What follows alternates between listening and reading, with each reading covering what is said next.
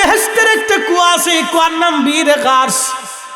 প্রিয় নবীর ইন্তেকাল হবে, হযরত আলীকে ডাক দিয়ে বলেন, আলী তুমি আমার ইন্তেকালের পরে বীরে গার্সের পানি, এটা আল্লাহর বেহেশত থেকে আসছে রে আলী, আল্লাহ আমার জন্য পাঠিয়েছে।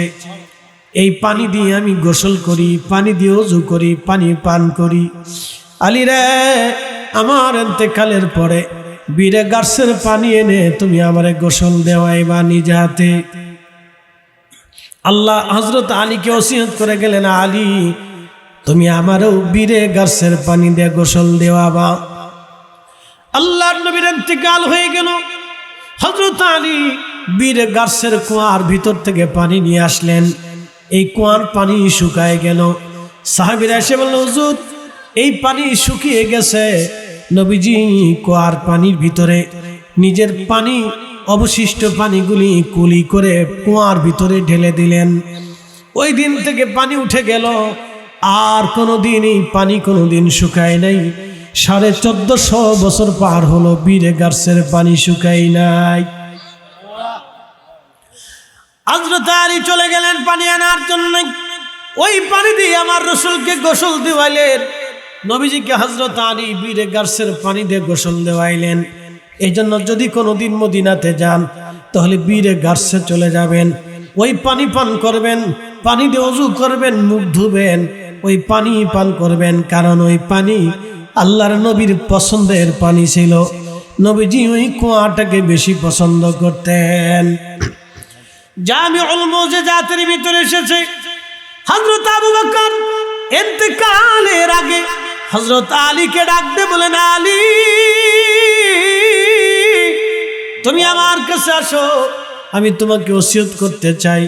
হযরত আলী বললেন, ইয়া আমিরাল মুমিনিন, কি ওসিয়ত করবেন বলেন। বলে, আলী রে, আমার মন বলতেছে আমি বিদায়ের সময় ঘনায় গেছে, কিন্তু আলী আমার মনে চায় একটা ওসিয়ত তোমাকে করব, রাখবানি। বলেন হুজুর কি ওসিয়ত করতে চান? বলি, ওসিয়ত হলো আলী রে, ও আলী শোনো, আমার নবীজি তোমারে গোসলের জন্য ওসিয়ত করে গিয়েছিলেন। বীরে গার্সের পানি দিয়ে প্রিয় নবীকে তুমি গোসল দেওয়াইছিলে। আলী যেই হাত দিয়ে তুমি নবীকে গোসল করাইছিলে, আলী রে ওই হাত খান দিয়ে তুমি আমারও গোসল দেওয়াইবা। আলী রে, গোসল ওই হাতখানা দিয়ে আমার গোসল দেওয়াইয়া কাফনের কাপড় তুমি পরাইয়া নবীজি রওজা শরীফের দূরে রেখে আমার নবী রওজা শরীফের পাশে দাঁড়ায় সালাম দিবা।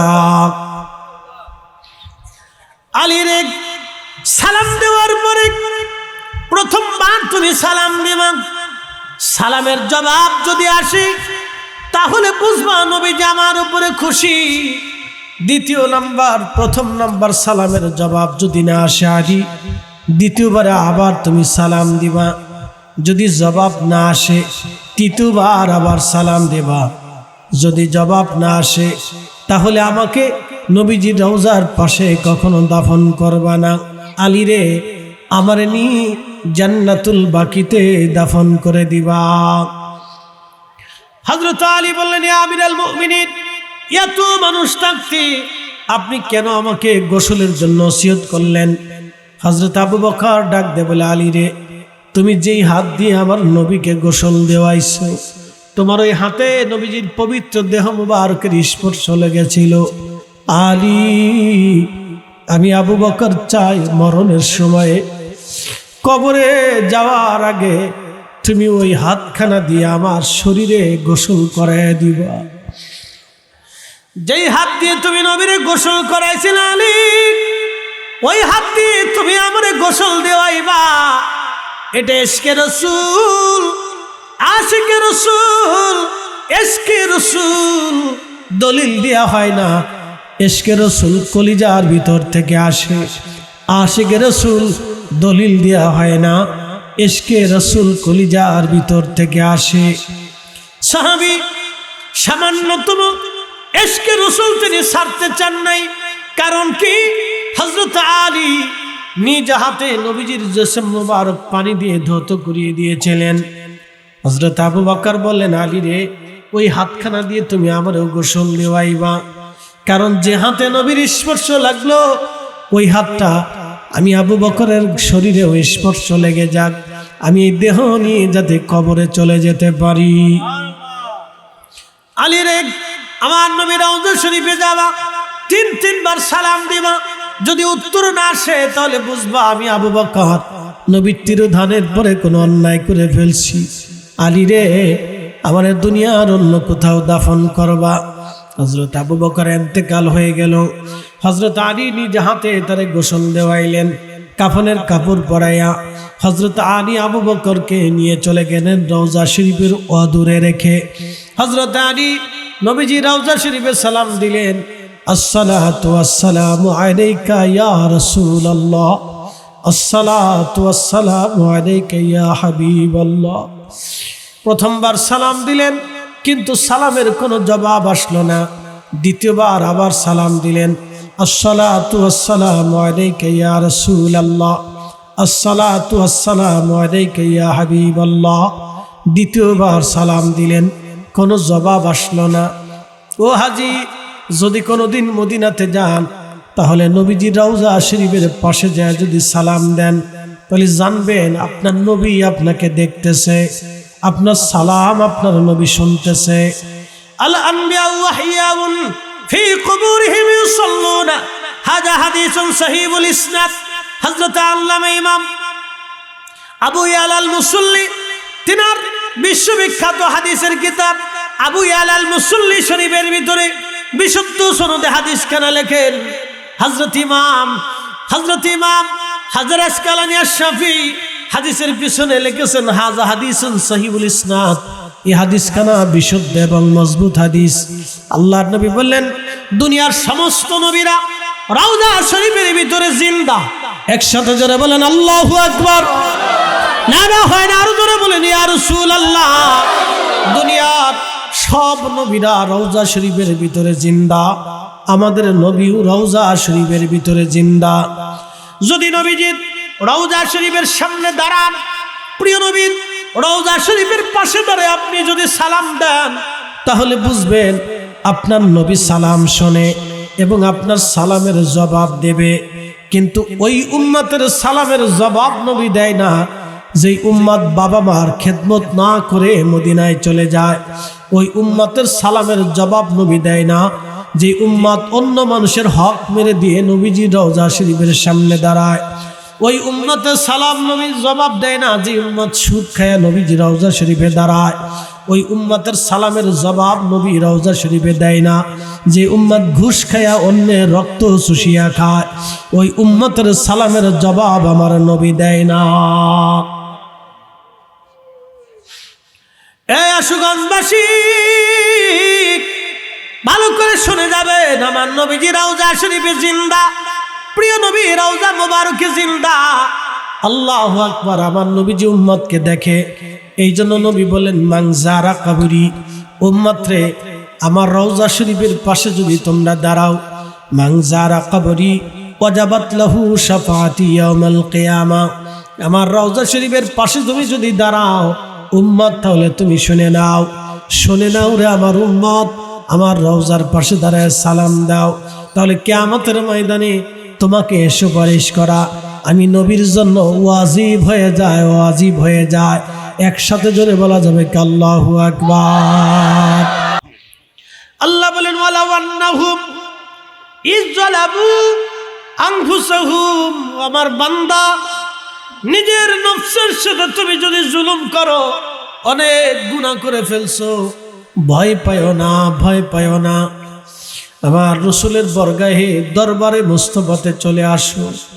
ও আমার ভাইরা, যদি কোনোদিন নবীজির রওজার পাশে দাঁড়াইবার সুযোগ হয়ে যায় তাহলে এত বিনয়ে দাঁড়াবেন, এত আদবে দাঁড়াবেন।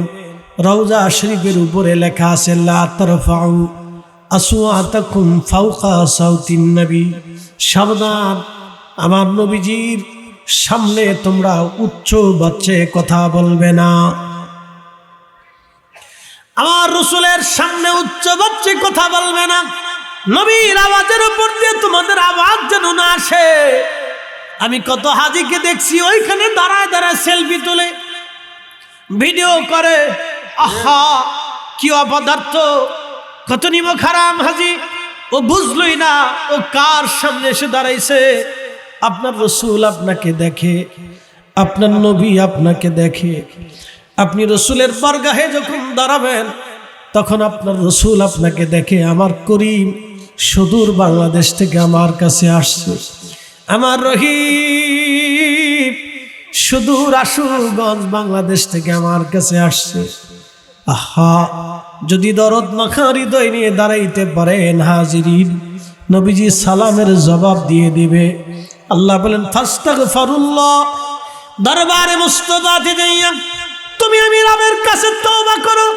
ওয়াস্তাগফার লাহুমুর রাসূল, আমার নবী যদি তোমার তওবা কবুল করে নিক, তোমার ব্যাপারে আমাকে সুপারিশ করে, লাবাজাতুল্লাহ তাওয়াবার রহিমা। উম্মত রে, বান্দারে, তোমার জীবনের সব গুনাহগুলি আমি আল্লাহ মাফ করে দিব। আল্লাহ নিজে বলতেছে আমার রসুলের উসিলা নাও, আমার নবীর উসিলা নাও। এই জন্য যারা উসিলা মানে না ওরা মূলত আল্লাহর কোরআন মানে না। কথা বলেন ঠিক না বেঠে? যারা উসিলা মানে না ওরা মূলত আল্লাহর কোরআন মানে না। যারা কোরআন মানে না তাদের সাথে আমাদের আর কোনো গল্প হতে পারে না। কি কথা কন না কেন? ঠিক আছে। আশুগঞ্জবাসী, নবীজি ডাক দিয়ে বললেন, আল্লাহ বললেন যাও আমি আল্লাহ মাফ করে দিব, কিন্তু দরবারে মুস্তাফাতে যাও। যদি আমার রসুল তোমার ব্যাপারে সুপারিশ করে তাহলে আমি আল্লাহ মাফ করে দিব। এই আয়াতের তাফসীরে ইমাম ইবনে কাসির, তাফসীর ইবনে কাসিরের ভিতরে এবং তাফসীরে জালালাইন শরীফের হাসিয়া শরীফের ভিতরে ঘটনা লেখা হয়েছে। নবীর ইন্তেকালের 2 বছর পরে একজন সাহাবী একটা ভুল করে ফেললেন, কবিরা গুনাহ করে ফেললেন। বেদুইন সাহাবী সুদূর মরুভূমি থেকে হাঁটতে হাঁটতে প্রিয় নবীজির রওজা শরীফের পাশে বসে বসে কাঁদতেছিলেন। ইয়া রাসূলুল্লাহ, ইয়া হাবিবাল্লাহ, আল্লাহ বলেছেন ওয়ালাউ আন্নাহুম ইযলামু আনফুসাহুম যাউকা। নবীজি আল্লাহ বলেছেন নফসের সাথে জুলুম করলে আপনার দরবারে আসতে বলেছেন আল্লাহ। ইয়া রাসূলুল্লাহ, আমি আপনার সাহাবী, আমি একটা ভুল করে ফেলেছি, গুনাহ করে ফেলছি। নবীজি ওয়াজিতুকা, আমি আপনার কাছে এসে পড়েছি। ফাস্তাগফিরুল্লাহ, আমি আল্লাহ আস্তাগফিরুল্লাহ যামবি, আমি আমার গুনার জন্য আল্লাহর কাছে মাফ চাইতেছি।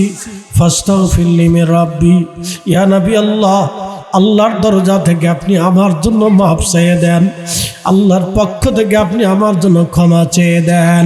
একবার জোরে বলা যাবে কি ইয়া রাসূলুল্লাহ? নবী আসে না নাই? জোরে বলেন, আরো জোরে। জোরে হয় না কেন? তার মানে রওজা শরীফে নবীরা জিন্দা, রওজার ভিতরে নামাজ পড়ে, ওই জগৎ আমরা দেখি না। কথা ঠিক আছে নি? জিনদেরকে দেখা যায় না, কেরামান কাতিবিন দেখা যায় না, মুনকার নাকির দেখা যায় না, আজরাইলকে দেখা যায় না, কিন্তু জান কবজ করে ঠিক নিয়ে চলে যায়। যারে নিয়ে গেল তারেও দেখা যায় না, যে রুহটা নিল সেই রুহটাও দেখা যায় না, যে নিয়ে গেল তারেও দেখা যায় না, যার হুকুমে নিল ওই হুকুমদাতাকেও দেখা যায় না, যে জগতে নিল সেই জগতও দেখা যায় না। কিন্তু যাকে নিছে সেও সত্য, যে নিয়ে গেছে সেও সত্য, যার হুকুমে নিছে সেই হুকুমদাতাও সত্য, যেই জগতে নিছে এই আলমে বারজাক কবরের জগৎও সত্য। এই জন্য মানুষ মারা যাওয়ার পরে শেষ হয়ে যায় না, মানুষ মারা যাওয়ার পরে আর একটা জগতের শুরু হয়ে যায়। এই জগতের নাম আলমে বারজাকের জগৎ। অনেকে বলে মানুষ মরে গেছে তার শেষ, আর কিচ্ছু নাই। এটা নাস্তিকদের আকীদা। মানুষ মরে যাওয়ার পরে তার আর একটা জিন্দেগি শুরু হয়। এই জিন্দেগির নাম আলমে বারজাকের জীবন। আমরাও মারা যাই, নবীরাও মারা যায়, আমরাও ইন্তেকাল করি, নবীরাও ইন্তেকাল করি, আমরাও মৃত্যু নেই, নবীরাও মৃত্যু নেয়, কিন্তু আমাদের মৃত্যু নবীদের মৃত্যু একরকম না। আমরাও কবরে যাই, নবীরাও কবরে যায়। নবীদের কবর আর আমাদের কবর এক কবর না। আমরার কবরের ভিতরে এক হালত হয়, নবীদের জন্য আর একটা হালত হয়। আমাদের হালত নবীদের হালত এক হালত না। এই জন্য যারা বলে নবীরাও জন্ম নিয়েছে, আমরাও জন্ম নেই, নবীদের জন্ম মুবারক, আমার রসুলের জন্ম মুবারক, আমাদের জন্ম একরকম না। নবীজি খাবার খাইতেন, আমরাও খাবার খাই, একরকম না। নবীজির পেশাব মোবারক, আমাদের পেশাব একরকম না। নবীজির পায়খানা মোবারক, আমাদের পায়খানা একরকম না। নবীজির ঘাম মোবারক, আমাদের ঘাম একরকম না। নবীজির থুতু মোবারক, আমাদের থুতু একরকম না। নবীজির ঘুম, আমাদের ঘুম একরকম না। নবীজির পোশাক আর আমাদের পোশাক একরকম না।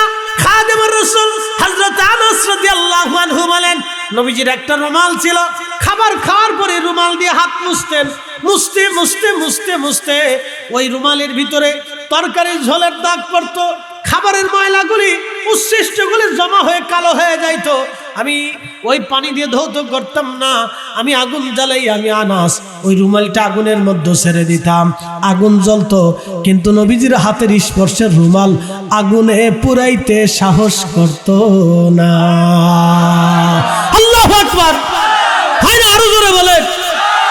তাহলে যারা বলবে রাসূল আর আমরা একরকম, নবী আমাদের মতোই, এই কথাটা দারুণ ভুল কথা, বেয়াদবিমূলক কথা। এই কথাটাই বেয়াদবিমূলক কথা। যদি আল্লাহ কোরআনে আমাদেরকে বলেছেন কুল ইন্নামা আনা বাশারুন মিসলুকুম, বলে দেন রাসূল আপনি তাদের মতোই মানুষ, কিন্তু না, এটা বিশেষ কারণে আল্লাহ বলেছেন। কিন্তু এর ব্যাখ্যা অনেক বিরাট, ব্যাখ্যা অনেক বিরাট। ব্যাখ্যা না করে, ব্যাখ্যা না বুঝে যারা রাসূলকে আমাদের কাতারে, আমাদেরকে নবীর কাতারে যারা দাঁড়া করায়, এরাই হলো জমানার সবচেয়ে বড় বেকুব, বড় বেকুব। আখিরাত বরবাদ হয়ে যাবে। আশুগঞ্জবাসী ভালো করে শুনে যাবেন। সাহাবী বসে বসে কাঁদতেছে, আস্তাগফিরুল্লাহ জানবি, নবীজি আমি আমার গুনার জন্য আল্লাহর কাছে মাপ চাইতেছি, ফাস্তাগফিরলি মির রব্বি, আপনি আপনার রবের কাছে বইলা আমারে মাফ করায় দেন। অনুদিয়া মিন কবরিহি, নবীজি রওজা শরীফ থেকে আওয়াজ আসলো, আকাদ গফারা লাক, উম্মত রে তোমার জীবনের গুনাহ আল্লাহ মাফ করে দিছে। হ্যাঁ হয় না? জোরে বলেন আল্লাহু আকবার। রাসূল আছে না নাই? আছে না নাই? রওজা শরীফে দাঁড়াইলে দাঁড়ানোর আগে হিসাব করে দাঁড়াইতে হবে। কথা ঠিক আছে কিনা? নিজের পবিত্র করে দাঁড়াইতে হবে, কারণ আপনার নবী আপনারা দেখতেছে, ওইভাবে দাঁড়াইতে হবে। নবী আপনাকে দেখতেছে, ওই হৃদয় নিয়ে দাঁড়াইতে হবে, ওই আমল নিয়ে দাঁড়াইতে হবে, ওই একের নিয়ে দাঁড়াইতে হবে, ওই পবিত্রতা নিয়ে দাঁড়াইতে হবে, ওই পোশাক নিয়ে দাঁড়াইতে হবে, ওই ইশক নিয়ে দাঁড়াইতে হবে, ওই মহব্বত নিয়ে দাঁড়াইতে হবে। যেই মহব্বত নিয়ে দাঁড়াইলে মানজারা কবরি ওয়াজাবাত লাহু শাফাতি ইয়াউমাল কিয়ামা, আমার নবী কিয়ামতের ময়দানে সুপারিশ করবে। হযরত আলী সালাম দিলেন 3 বার, কিন্তু জবাব আসলো না। হযরত আলী চিন্তায় পড়ে গেলেন, হায় হায়, তাহলে আবু বকরের কি ভুল হয়ে গেল কিনা। ফিরে চলে আসবেন, তখনই নবীজির রওজা থেকে আওয়াজ আসলো, নবীজির রওজা শরীফ থেকে আওয়াজ আসলো, আদখিলিল হাবিবা মাল হাবিবে মাল হাবিবে হাবিবে মুশতাকুন, বন্ধু বন্ধুকে বন্ধুর কাছে রেখে যাও, কারণ বন্ধু বন্ধুর জন্য অপেক্ষায় আগ্রহী হয়ে আছে। একসাথে বলবেন না ইয়া রাসূলুল্লাহ? না না হয় না, আরো জোরে বলেন ইয়া রাসূলুল্লাহ। তাহলে আমরা যে চোখ দিয়া দেখি এটা আরেকটা জগৎ, কিন্তু চোখ দিয়া যেটা দেখি না ওটাও আরেকটা জগৎ। কি কথা কন না কেন, ঠিক কিনা? আমার নবী রওজা শরীফে জিন্দা। এখন কেউ যদি বলে নবী রওজা থেকে বের হইতে পারে না, এটাও আরেক নম্বরের বেকুব। কেউ যদি বলে রওজা শরীফ থেকে নবী বের হইতে পারে না, যদি এই কথা বলে, তাহলে মুসা কালিমুল্লাহ নিজের রওজা শরীফ থেকে বাইতুল আকসায় কেমনে গেল? ঈসা রুহুল্লাহ চতুর্থ আসমান থেকে বাইতুল আকসায় কেমনে আসলো? ইব্রাহিম খলিলুল্লাহ সপ্তম আসমান থেকে বাইতুল আকসায় কেমনে গেল? হযরতে ইসমাইল আলাইহিস সালাম রওজা শরীফ থেকে বাইতুল আকসায় কেমনে গেল? হযরতে হারুন আলাইহিস সালাম রওজা শরীফ থেকে বাইতুল আকসায় কেমনে গেল? 2,24,000 নবী, কেউ আসমানে ছিল, কেউ জমিনে ছিল, কেউ রওজা শরীফে ছিল, কেউ জান্নাতে ছিল। যার যার অবস্থান থেকে সেই সবাই বাইতুল আকসাতে আমার নবীর পিছনে নামাজ পড়ার জন্য দাঁড়ায় গেল। তার মানে বোঝা গেল নবীরা রওজা থেকে বের হইতে পারে। আস্তে কনকে জোরে বলেন, নাহলে নবীজির নামাজ মিথ্যা হয়ে যাবে। মেরাজের নামাজ মিথ্যা হবে, মেরাজের নামাজ চলে মিথ্যা হয়ে যাবে। অতএব রাসূলেরটাই সত্য, মেরাজে নবী নামাজ পড়েছে সত্য, নবীরা রওজা থেকে বাইতুল আকসায় গেছে এটাও সত্য। কি কথা কর না কেন? রওজা শরীফ থেকে নবী বের হতে পারে কি পারে না, এবং আসে কি আসে না। এখন আপনাদেরকে বলে দিয়ে যাই, আল্লাহ রাসূল বলেন আমার উম্মত মান রাআনি ফিল মানামি ফাকাদ রাআল হক, স্বপ্নে যদি আমারে দেখো, আমারই দেখছো, ফাকাদ রাআল হক, বাস্তবেই তুমি আমাকে দেখছো। কারণ শয়তান আমার সুরত ধরতে পারে না। আমি নবীকেই দেখছো, আমি নবী নিজে আসি ছবি আসি না, আমি নবী নিজে আসি ছবি আসি না। একসাথে জোরে বলেন মারহাবা। বন্ধু ভাইরা বলছে হুজুর বেলালের ওয়াজ শোনাবেন। বেলালের ওয়াজ অটোমেটিক আপনাদের সামনে এসে গেল। যদিও হযরত বেলালের ওয়াজ বহুবার আপনারা শুনেছেন, তারপরেও বলে দিয়ে যাই এই হাদিসের প্রেক্ষাপটে হযরত বেলালের জিন্দেগির জীবন আপনাদেরকে শোনাই দিয়ে যাই। নবীজির ইন্তেকাল মদিনাতুল মুনাওয়ারায় হয়ে গেল, বুঝতে পারতেছেন নবী নাই। এই বিরহ বেদনা সাহাবীদের মানতে খুব কষ্ট হচ্ছিল। এমনকি নবীজির একটা উট ছিল, এই উটের নাম ছিল কাসওয়া। এই কাসওয়া উট একাধারে 3 দিন নবী বিরহে বেদনায় কেঁদে কেঁদে কাসওয়া হয়রান হয়ে গিয়েছিল। এই কাসওয়া বিরহ বেদনা সহ্য করতে না পেরে একটা কুয়ার ভিতরে ঝাঁপিয়ে পড়ে আত্মাহুতি দিল। কারণ বিরহ বেদনা বড় ভয়াবহ, বিরহ বেদনা বড় মারাত্মক, বিরহ বেদনা বড় কঠিন। বিরহ বেদনা কাসওয়া সহ্য করতে না পেরে চলে গেল। আল্লাহ নবী বলতেন আমার উম্মতের আরে আমি কাসওয়ার পিঠে চড়ে চড়ে আরবের মরুভূমির ভিতর দিয়ে বহু পথ অতিক্রম করেছি।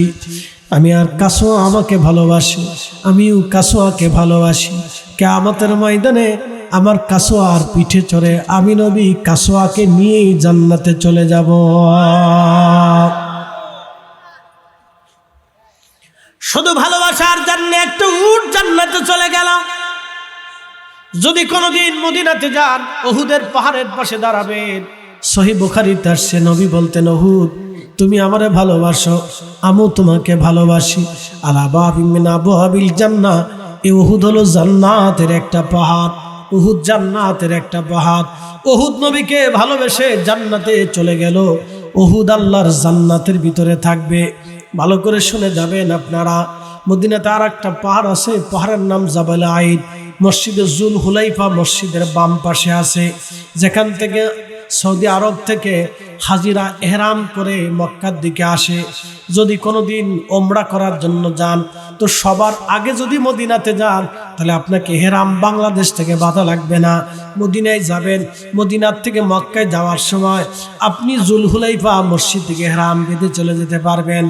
আর যদি মক্কাতে সবার আগে যান তাহলে বাংলাদেশ থেকে এহরাম বেঁধে যেতে হবে, অথবা মসজিদে আয়েশা থেকে আপনি এহরাম বাঁধতে পারেন। খুব মনোযোগ দিয়ে শুনবেন ও আশুগঞ্জবাসী। নবী বিরহে মদিনার মানুষ পাগল পারা হয়ে গেল। হযরত বেলাল আজান বন্ধ করে দিলেন, আজান দিতে পারতেন না। কারণ আজানের ভিতরে একটা নাম আছে, আশহাদু আন্না মুহাম্মাদার রাসূলুল্লাহ সাল্লাল্লাহু আলাইহি ওয়াসাল্লাম। এই নামটা তো মধুর। বেলাল এই নামের জন্য পাগল ছিল, এই নামের জন্য বেলাল পাগল ছিল, এই নামের জন্য বেলাল পাগল ছিল। আহা নবীর বিরহ বেদনায় বেলাল পাগল পারা হয়ে গেল। অবস্থা এতই বেগতিক, ইমাম জাইলাই নাসপুর রায়ার মধ্যে লেখেন পাগল পারা হয়ে বেলাল আবু বকরের সামনে দাঁড়ায় গেল। আবু বকর আমারে বিদায় দিয়ে দেন, আমি মদিনায় আর থাকবো না, সিরিয়াতে চলে যাব। কেন রে বেলাল, কি জন্য তুমি সিরিয়ায় চলে যাবে? বলে হুজুর বিরহ বেদনা সহ্য করা যায় না, বিরহ বেদনা আমার পক্ষে আর সহ্য করা সম্ভব হচ্ছে না। হযরত আবু বকর অনুরোধ করলেন বেলাল রে তুমি একটা বারের জন্য হলো মদিনাতে আজান দাও। হযরত বেলাল বলে আবু বকর আজান আর দেব আমার পক্ষে সম্ভব না, কারণ আগে আজান দিলে নবী নামাজ আসতো, বলো এখন আজান দিলে কে আমার নামাজ আসবে? সম্ভব না। এই বিরহ বেদনা আমার সম্ভাবনা। বিরহ বেদনা কঠিন। দেখবেন সন্তান মারা যাওয়ার পরে মা সন্তানের কাপড় ধরে ধরে মা কাঁদে, সন্তানের কবর দেখে দেখে মা কান্না করে, সন্তানের পড়ার টেবিল দেখে মা কান্না করে, সন্তানের বিছানা দেখে মা কান্না করতে থাকে। সন্তান যদি আগে মারা যায় তাহলে মায়ের দুঃখ কোনোদিনও শেষ হয় না। মা মৃত্যুর আগ দিন পর্যন্ত বিরহ বেদনা নিয়ে বেঁচে থাকে।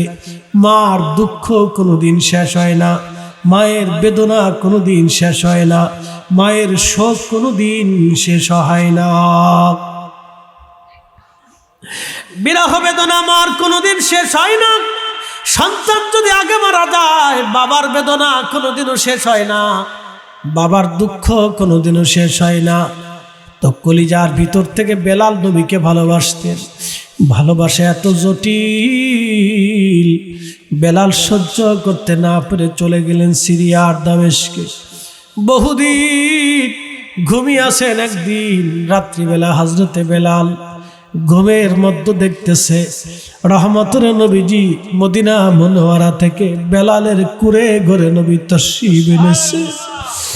ডাক দিয়ে বলতেছে, বেলাল রে, কেমন জুলুম আমার সাথে শুরু করছো বেলাল? কতদিন হলো আমার জিয়ারতে তুমি আসো না। বেলাল রে, আয় আয়, আমি নবীর জিয়ারতে আয়। মান যারা কবরি ওয়াজাবাত লাহু, নবীজি বললেন আমার বেলাল আয়। মান রাআনি ফিল মানামি ফাকাদ রাআল হক, নবী বলেছেন স্বপ্নে যদি আমাকে দেখো বাস্তবেই আমারই দেখছে। কারণ আমি নবী স্বপ্নে বাস্তবেই যাই, আমি নবী সত্য সত্য যাই, ছবি যাই না, আমি নবী নিজেই যাই। ছবি আসে না, নবী আসে রে আশুগঞ্জবাসী। নবী আসে, ছবি আসে না, নবী নিজে আসে। চিৎকার মেরে বলবেন আল্লাহু আকবার। হয় না হয় না, আরো জোরে বলেন ইয়া রাসূলুল্লাহ। তাহলে বলেন তো, স্বপ্নে যদি নবী উম্মতের সাথে দেখা দিতে পারে তাহলে কবরে নবী আসতে পারে কি পারে না? স্বপ্ন দেখার পরে হযরত বেলাল আর স্থির থাকতে পারেন নাই, পাগলের বেশে রওনা দিলেন। নবীজি ডেকেছেন আমাকে, আখা রওনা দিলেন বেলাল। তাহাজ্জুদের সময় মদিনাতে ঢুকলেন। ঠিক রওজা শরীফ কাঠের জালি মোবারক দিয়ে ঘিরে রাখা ছিল, খেজুর পাতার ছাউনি, মাটির দেওয়াল। যেই হুজরাতে নবীজি আম্মা জান আয়েশাকে নিয়ে থাকতেন, ওই হুজরাতে নবীজিকে দাফন করা হয়েছে। বর্তমানে যেখানে রওজা শরীফ, দেখবেন বাম পাশে একটা জানালা খোলা আছে। কিয়ামত পর্যন্ত এই জানালাটা খুলে রাখা হবে। আর একটা দরজা আছে, দরজার নাম বাবে জিব্রাইল। এই দরজা দিয়ে জিব্রাইল আসতে। আর একটা দরজা আছে বাবুন নেসা, মহিলারা এই দরজা দিয়ে আসতে। যেখানে রওজা শরীফ, এটাই নবীজির হুজরা মোবারক ছিল। আহা, ওই হুজরা থেকে নবীজি মিম্বার শরীফ থেকে হুজরা শরীফে নবীজি বারে বারে যাইতেন আর আসতেন।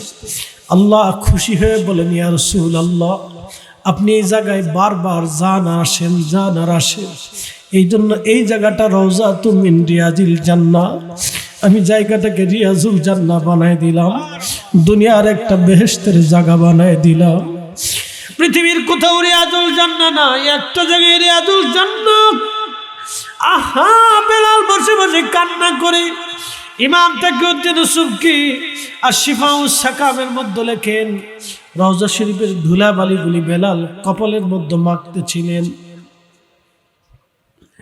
কাঠের জালির সাথে মাথা ঠেকাইয়া গুনগুন করে বেলাল কাঁদতেছিল। ইয়া রাসূলুল্লাহ, গোলামকে আসতে বলেছিলেন, গোলাম আপনার কদম মুবারকে হাজির। হুজুর, আমি আসছি, আমি হাজির হয়েছি। ইয়া রাসূলুল্লাহ, আপনার কদম মুবারকে আমি হাজির হয়ে গেছি। ইয়া নবী আল্লাহ, আপনার কদম মুবারকে আমি হাজির। আপনার কদম মুবারকে আমি হাজির হয়ে গেছি। ঠিক এমন সময় সাহাবীরা এসে বলল, ওগো বেলাল, বহুদিন হলো তুমি আর আজান দেও নাই, একটা বার এই মদিনায় আজান দিয়ে যাও।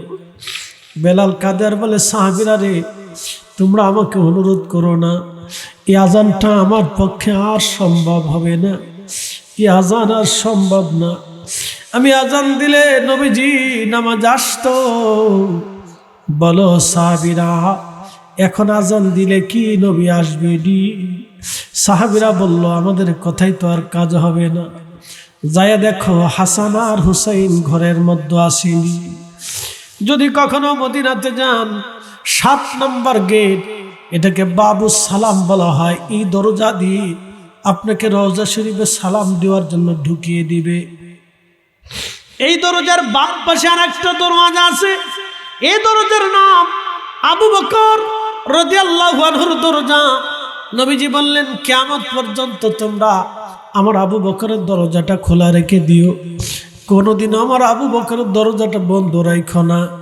এই বরাবর আপনি যদি তাকান, তাহলে একটা মসজিদ আপনি দেখবেন, মসজিদের নাম মসজিদ আলী। এটা কখনো মসজিদ ছিল না, এটাই ছিল ফাতেমা রাদিয়াল্লাহু আনহার বাড়ি।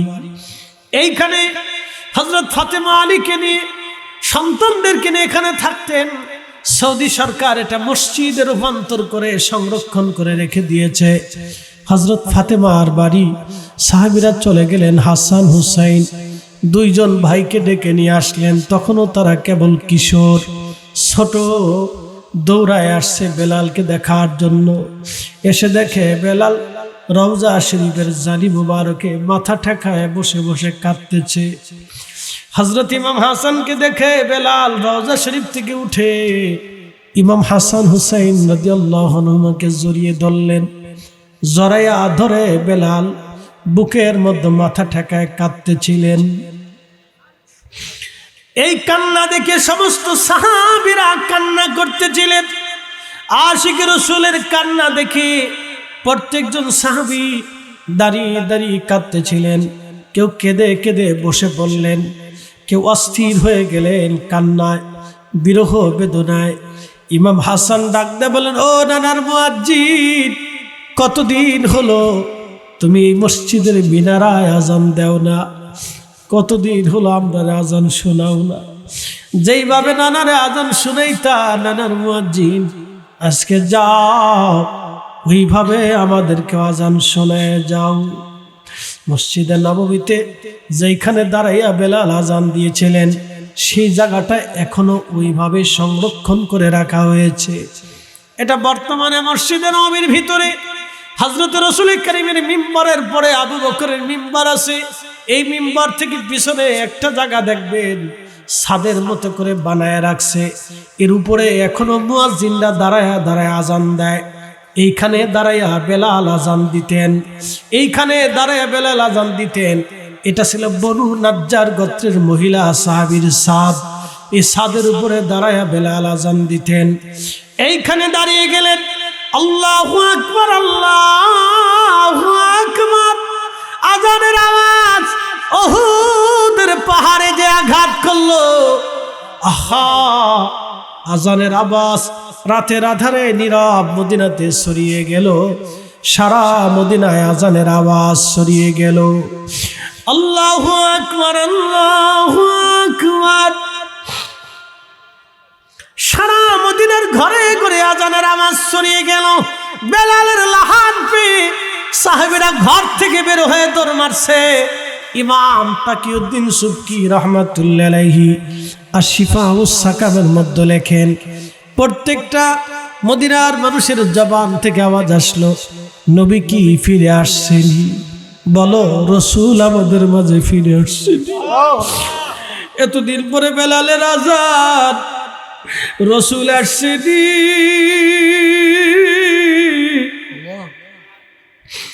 কারণ বেলাল আজান দিলে রাসূল নামাজে আসতেন। বেলাল থাকলে বোঝা যাইত রাসূল মদিনাতে আছে। বেলাল থাকলে বোঝা যাইত নবী মদিনাতে আছে, নবী ফিরে আসছেনি। রসুল আমাদের মধ্যে ফিরে আসছেনি, সাহাবীরা কাঁদতেছিলেন, প্রত্যেকজন সাহাবী কাঁদতেছে, নবী আসছেনি, নবী আসছেনি। সারা মদিনাতে কান্নার রোল পড়ে গেল। একজন সাহাবী ঘরের ভিতরে নাই, সব ঘর থেকে বের হয়ে গেছে। নারীরা, মেয়েরা, বাচ্চারা, যুবকরা ঘর থেকে বের হয়ে মসজিদের দিকে দৌড়ায় দৌড়ায় আসতেছিল। রসুল আসছেনি, নবী বুঝি আমাদের মাঝে ফিরে আসছে। যখন হযরত বেলাল আযান দিলেন, আশহাদু আন্না মুহাম্মাদার রাসূলুল্লাহ,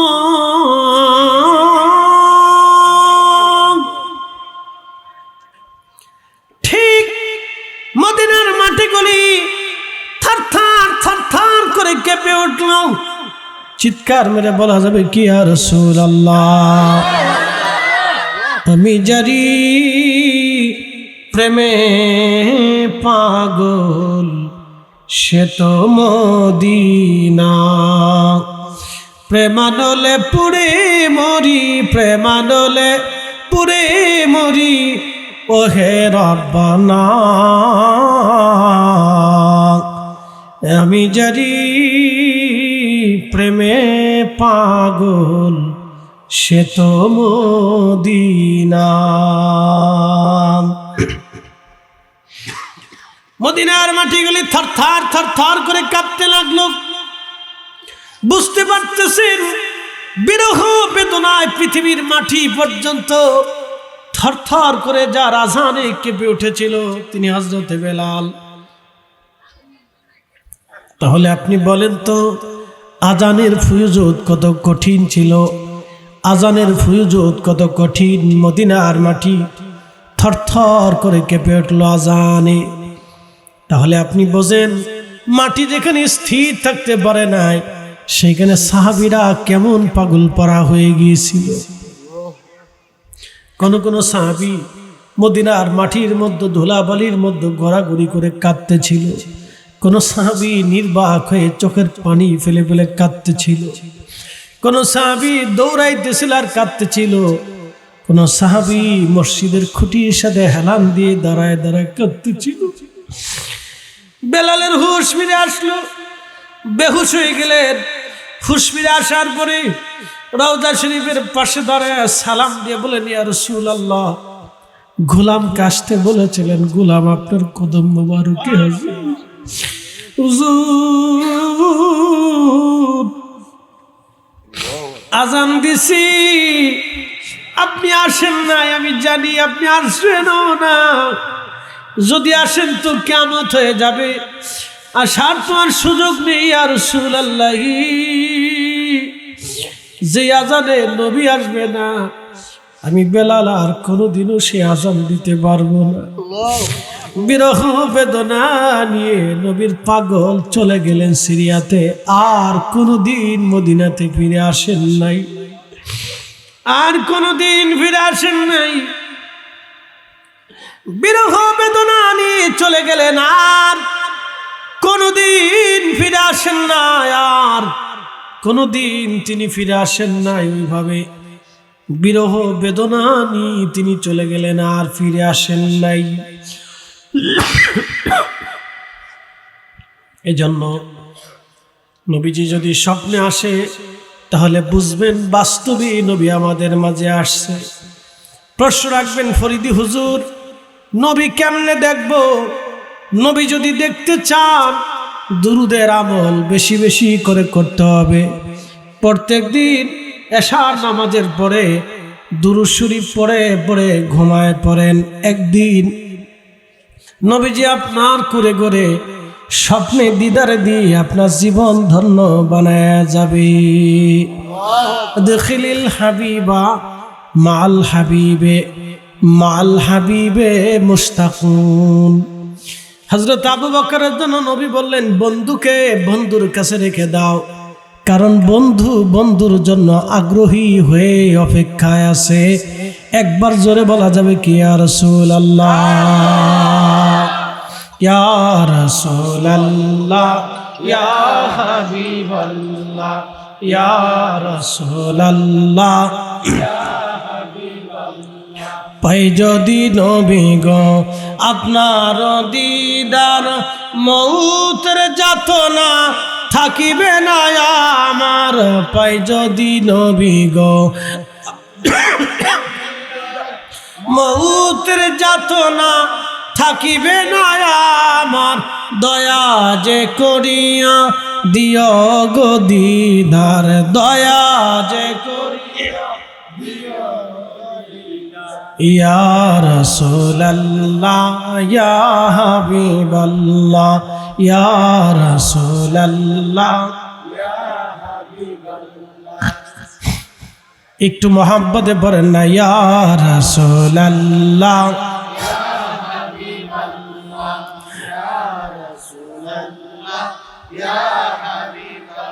মাতা পিতা যাহাদের অন্ধকার কবরে দেখি নবীজি মায়াবী নজরে বলেন না ইয়া রাসূলুল্লাহ মাতা পিতা যাহাদের অন্ধকার কবরে দেখি নবীজি মায়াবী নজরে তরায়া লইয়েন হাসর মাজারে তরায়া লইয়েন হাসর মাজারে ইয়া রাসূলুল্লাহ ইয়া রাসূলুল্লাহ জবান খুলে মোহাব্বতে আল্লাহ আল্লাহ আওয়াজ তোলে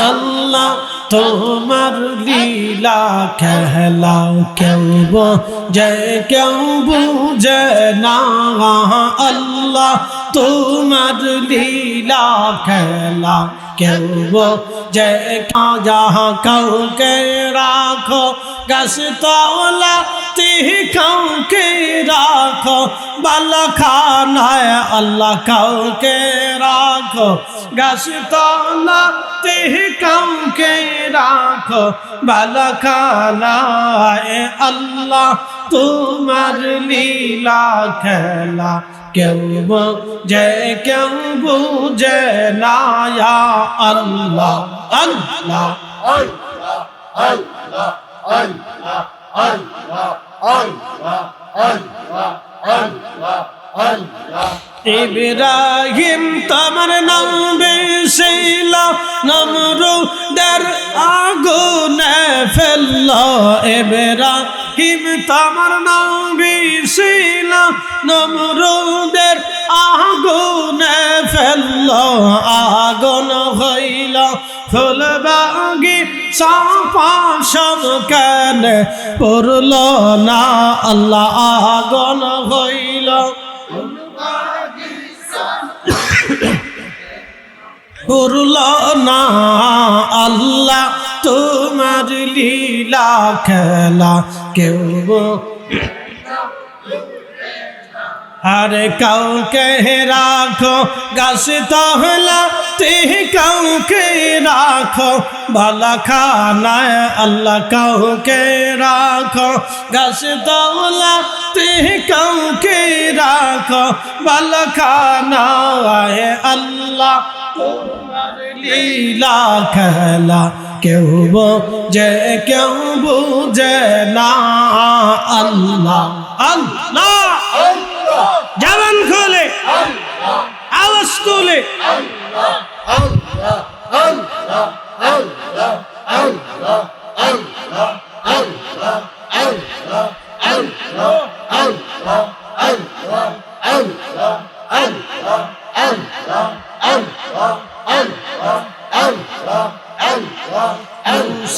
তোমার নাম বেশিল তোর পাহাড়ে সওয়াল করলো মূসা তোমার নবী ছিল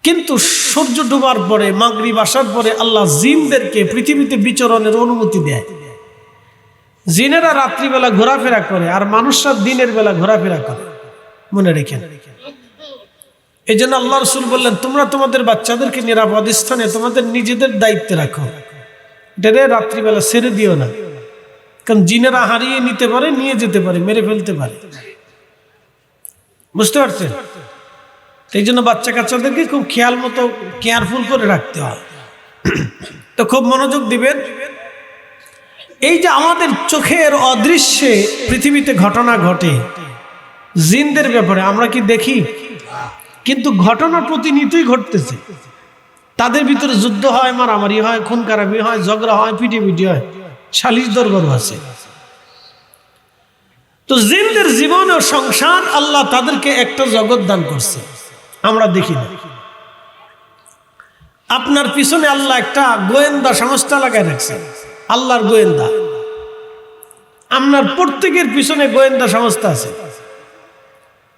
বাংলাদেশের গোয়েন্দা সংস্থা ডিজিএফআই আছে, সিআইডি আছে, ডিবি আছে, এনআইসি আছে, না এনওসি কোনটা কি বলে। তো এইরকম অনেকগুলি গোয়েন্দা সংস্থা আছে। তো ঠিক মানুষের পিছনে আল্লাহর একটা গোয়েন্দা সংস্থা আছে। আল্লাহ কোরআনে ওয়াজ করলেন, কিরামান কাতিবিনা ইয়ালামুনা মা তাফআলুন।